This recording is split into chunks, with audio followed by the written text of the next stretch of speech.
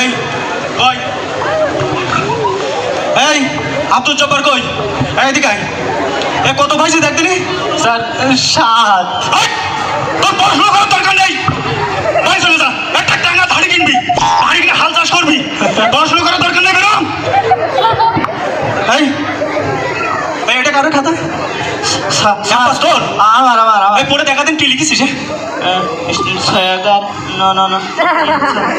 বল 86 তোর পড়াশোনা করা লাগবে না বেরো এই আরাফাত করে এই আরাফাত আয় খাতা নিয়ে যা খাতা নিয়ে যা